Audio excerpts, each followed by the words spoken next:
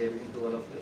On behalf of UDSF, I thank you all for joining us today to celebrate Phule Ambedkar Jayanti. This is the last academic session in this series. United Dalit Student Forum is a socio-cultural organization which came into existence on 6th of December 1991 based on Ambedkarite ideology.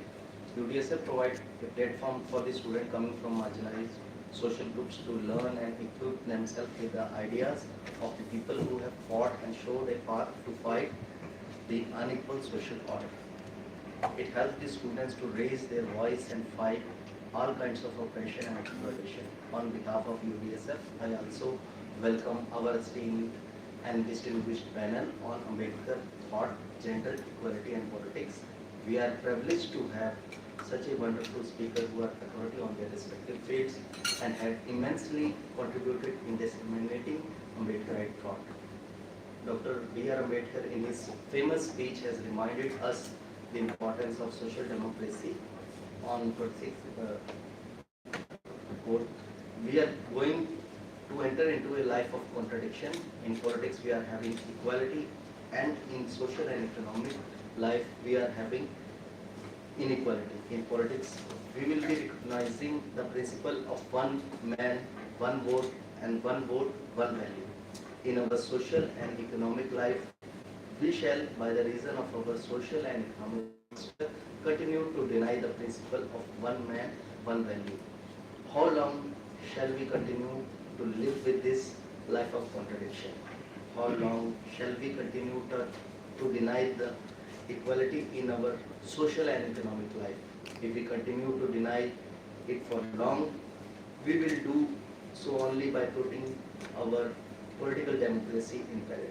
We must remove this contradiction as the earliest possible moment. To elaborate much on the importance of the same, we have with us a wonderful panel of social scientists and historians. In that view, I would like to call Mr. Dr. Kalichitri Babu sir, who is presently Assistant Professor at the Center for Informal Sector and Labour Study at Jawaharlal Nehru University. His areas of expertise on economic history, labor history and labor migration. He has published many work, and his famous book is Pattern on Labor Migration in Colonial Andhra Pradesh, and he has also been a student activist in Hyderabad. Thank you so much, sir. Please.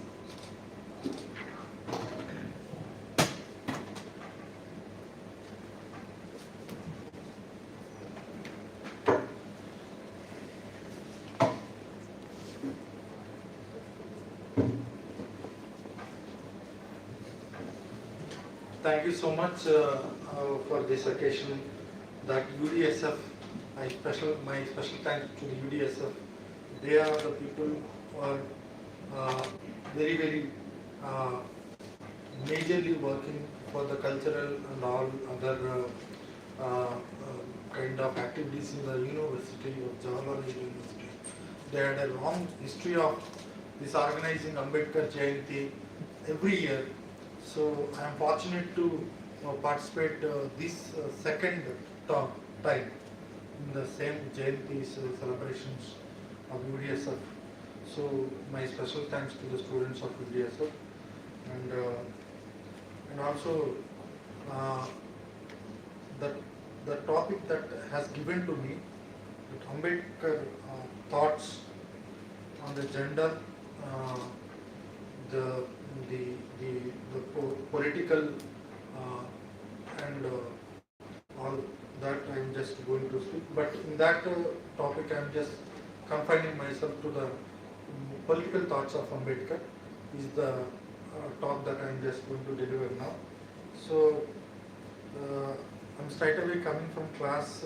I just want to correlate with Ambedkar's incidents. When he was the Constituent Assembly member, before he became the drafting committee chairman, so all of a sudden Rajendra Prasad, president of the Constituent Assembly, asked to speak Ambedkar about the national unity, and Ambedkar was surprised to listen to the Babu Rajendra Prasad on his immediate invitation to speak. But despite the quote was becoming very popular, he spoke on the Hindu Muslim unity in the country because of the motion that was to be moved by a person who was absent at the day, and the Ambedkar was asked to move the motion. So, like that, I have seen the time in a different way, and that is why I was preparing for this talk in the 5:10, which was panel 5 slash and then 10 a.m. So I thought it's the timing is 5:10 a.m. in the evening. So, but sometimes these mistakes will happen. So, but some of the core ideas I would like to share with you, because you are all eminent in the field of Ambedkar, the readings, writings, and all the speeches. You are very eminent people. So everyday engagement, all you are doing. But despite, I would like to share some of the common things which you already know. So the political thoughts of Ambedkar was very, very important in the country like India, which was undergoing the colonial rule at the time. So his political thoughts were emerged from the three grand traditions of the political thought: liberal, conservative, and the radical, which were actually influenced by the famous personalities of John Dewey, the Fabian Edwin, R.S. Seligman, and Edmund Burke. And also he was greatly influenced by the idea of the liberty by a person called T.H. Green. So, like that, Ambedkar was influenced by such as famous personalities who are very, very eminent in their ideas which are related to the political thoughts. And also, he critically evaluated the Indian texts, especially Tika, Vyakhana. These are the texts he critically evaluated and formulated his political concepts while he was writing for the marginal sections of the communities. The significance of equality justifies certain modes of the political action, and the struggle against the untouchability, caste system, colonialism, class domination, and for recognizing the dignity of the human and recognizing the culture of the marginal sections. So all these were the main important aspects of the Ambedkar's political thought. So in the beginning, he used every opportunity to appeal to the British government about the political upliftment of the marginalized section at the time. So in the beginning, Southborough Committee was one of the opportunity he got in 1919. Ambedkar has argued for the visual representation.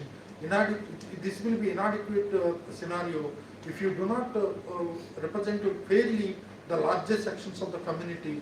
That will be a kind of incomplete representation. And also he gave an evidence to the Southborough Committee in 1919. And if you look at the extract from the evidence before the Southborough Committee, which was mentioned in the Baba Saheb Ambedkar Writings and Speeches Volume 4. So the quote and unquote of that what he has reported as evidence to the Southborough Committee, the untouchables are usually graded and regarded as objects of the pity, but they are ignored in any political scheme on the score that they have no interest to protect. And that their interests are the greatest, not that they have a large property to protect from confiscation, but they have their very persona confiscated. The social religious disabilities have dehumanized untouchables and their interests at stake and are therefore the interests of the humanity, the interests of the property are nothing before such a primary interest. So basically he insisted that the dehumanized untouchables should be recognized in the political arena, and they have to be given equal opportunity in the political arena. So he further continued his career as the political leader in the country to uplift the underprivileged groups and for their final destiny as a kind of liberation from the dominations of the upper caste groups in the country. Ambedkar entered in the Bombay Legislative Council. He has used every opportunity to negate his ideas through the platforms. See, 1927, and also he renominated in 1932 for the same the Bombay Legislative Assembly, and he spoke on several occasions on subjects like education, labor, welfare of the peasants and the untouchables. His fame as a leader of the socially weaker sections of the society led him to be nominated as the Round Table Conference, where he was adequately trying to propagate his idea and to get the legitimate approval from the Round Table, the panel members. The quote unquote what he spoke in the first Round Table Conference. So we are often reminded that the problem of depressed class is a social problem, and that is solution lies elsewhere than in politics. We take a strong exception to this. We hold that the problem of depressed class will never be solved unless they get a political entry into the kinds of various areas. So I submit eminently this political problem and must be treated as such. We know that the political power is passing from the British into the hands of those who wield such tremendous economic, social, and religious power. We are willing that it may happen. The idea of Swaraj recalls to the mind of many of us that the tyrannies, oppressions, and injustices practiced upon us in the past and the fear of the recurrence under Swaraj. We are prepared to take the inevitable risk of the situation in the hope shall be installed in an adequate proportion as the political sovereigns of the count along with our fellow countrymen. But we will consent to that. Our condition that is that the settlement of our problem is not left to time. So he was saying that the political authority we are not getting, we will be remaining in the same the status of the degraded inequality was his idea. And also he was insisting this in the first round table conference. He was conflicting with the Ambedkar in the second round table conference. Ambedkar was conflicting with Gandhi, and because in 1932 Gandhi he had a long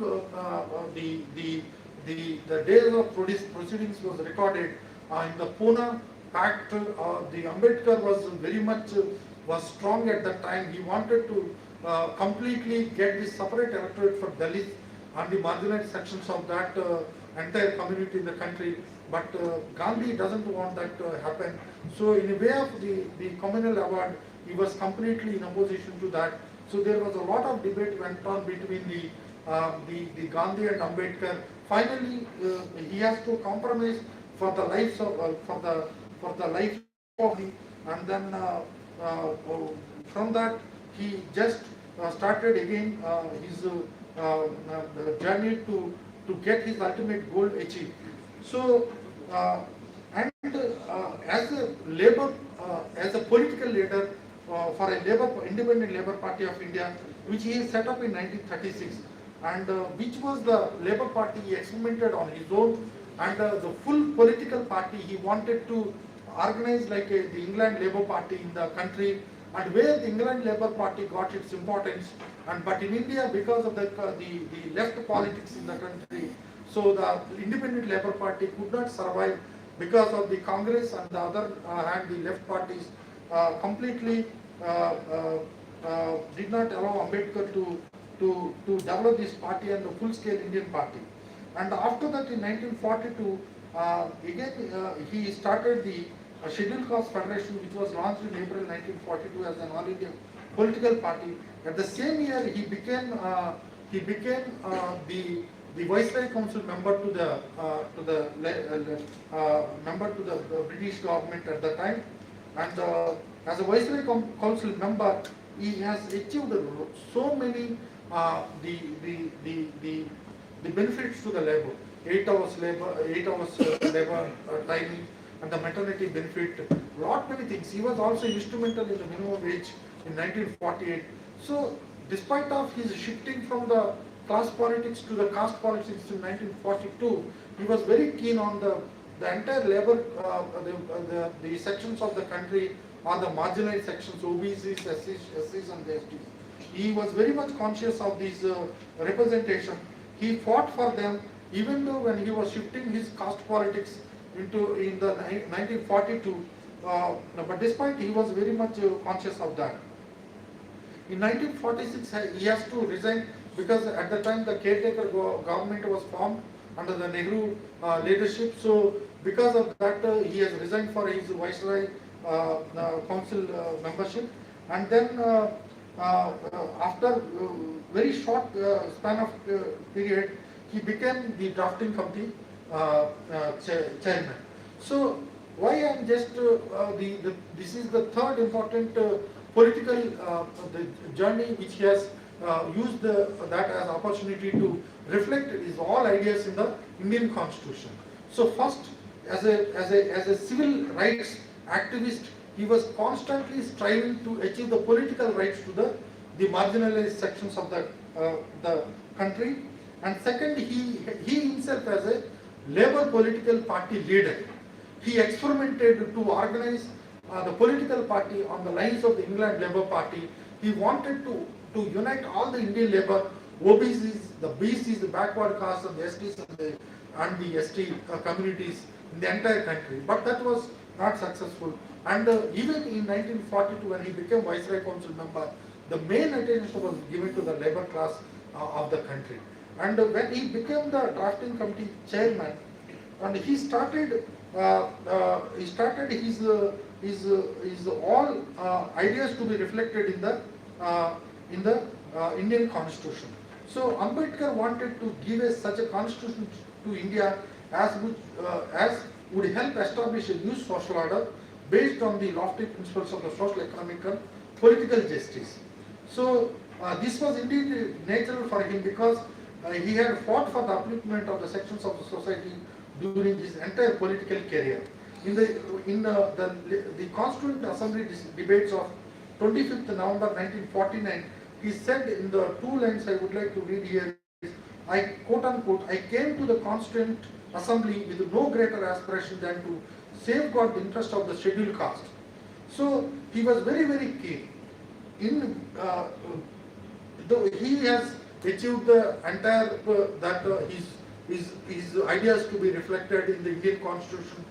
How he has given adequate representation to the marginal sections in the political area now. How they benefited out of the Indian Constitution as a drafting committee chairman. He was able to give a full consent to all his proposals. Because one of the example I would like to tell you in the Constituent Assembly, he has a full authority of his all valuable thoughts. Because whenever as Rajendra Prasad would often turn to Ambedkar, if any question comes or the clarification they wanted, nobody is able person is there to reply. So he often used to ask Ambedkar, would you like to comment or would you like to throw some light on the issue? Or I finally, without taking his permission, Ambedkar will now reply. This is the comment that he has in the drafting committee as a chairman. He has reflected all the equality, fraternity, all the concepts and the political power that he was aspiring for the low caste people in the country was the main. And one more important aspect, after the draft the constitution was being discussed and various one important bill that was as a law minister in the Congress government he wanted to introduce was the Hindu Code Bill. So Hindu Code Bill, why he wanted to bring is that the Hindu Code Bill was the concept of liberty, equality and fraternity was thought to be given a concrete shape, and he wanted to reflect this equality between the sexes, male and female. There should not be any kind of discrimination or the inequalities. And the Hindu Code Bill, because of why I brought Hindu Code Bill is here is that because of Hindu Code Bill, his entire political career has been ended there. Okay, he would have been got a good positions in Congress, but he did not compromise because when the Hindu Code Bill was not approved by the members, then there was no political will the consensus could not be achieved by the entire at the time the legislative assemblies. Then he realized that instead of continuing by compromising, and that is not his motto. His motto is that if he, even for the principle, he used to sacrifice political the positions. Actually, that commitment he has for the political thought of his political thoughts. So the Hindu code bill, which actually he resigned from the law minister, and after that Ambedkar contested the first general election because there is no Congress support, so obviously he lost the election. Again, Ambedkar contested the by-election in 1954. Again, he lost, but he went to the state council's the legislation, and where until his death in 1956, usually functioned as the leader of the opposition in the Council of States. He used his all skills of debating skills of the parliamentary debate used, but such an eminent leader lost his all opportunity, would have become the good big political leader in the country, but because of the Hindu code bill, he sacrificed that. And lastly, I would like to just correlate the Ambedkar democracy, ideas of the Ambedkar democracy in the current relevant the regimes. So the democratic institution had functioned in this country successfully for a very long time in ancient past. Ambedkar highlighted this fact in the Constituent Assembly. He told the member that India had known in ancient time the parliament and parliamentary procedures. So the rules of the parliamentary procedures were applied by the Buddha to the meetings of the Sanghas and must have borrowed them from the rules of the political assemblies functioning in the country in that time. Subsequently, India lost his democratic system.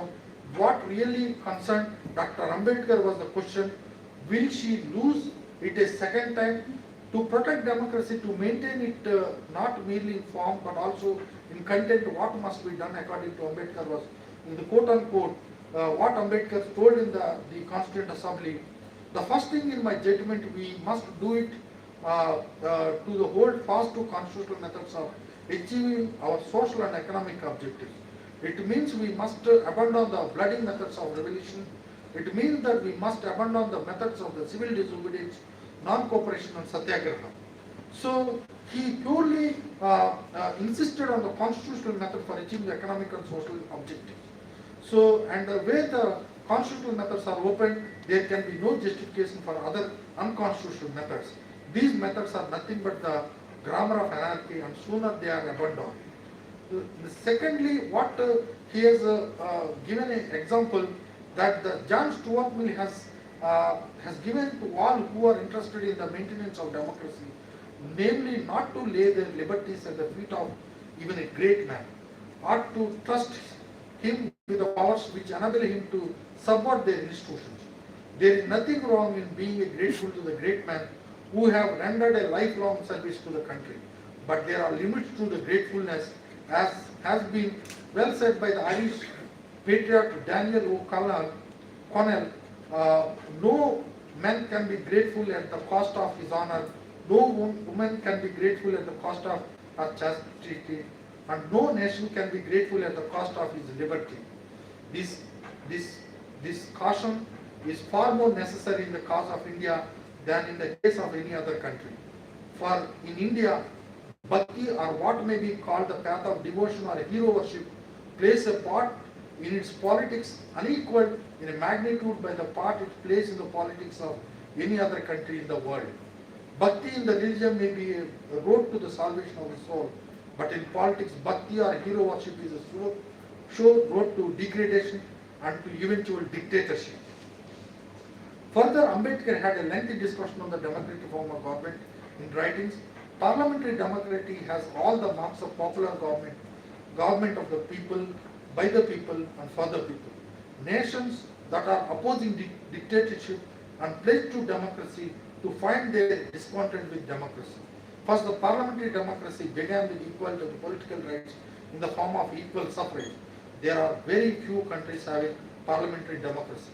The second idea on this was a wrong idea which has initiated parliamentary democracy is the failure to realize the political democracy cannot succeed where there is no social and economic democracy.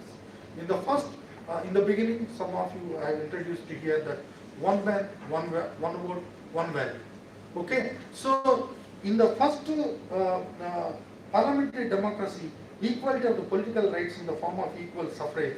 And he further says that it has progressed by expanding the notion of equality, political rights to the equality of the social and economic opportunity. He elaborated this point by pointing out that the fault with both wrong ideologies and the bad organization carrying the ideals of democracy, the idea of the freedom of contract is one of the responsible factors for parliamentary democracy in terms of ideology. So the parliamentary democracy took no notice of the economic inequalities and did not care to examine the result of the freedom of contract and the parties to the contract. So if you just look at this one, is that the bhakti or the lead, the leadership or the great man leadership kind of the too much the concentration of power as a dictatorship in the democracy is too dangerous to the country, and also said that we must give equal value to the equal vote of the equal citizens of the country. This is the ultimate political will which was reflected to the Indian Constitution.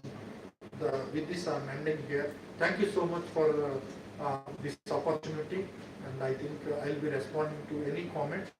I welcome any comments that if you are suggesting. So thank you so much.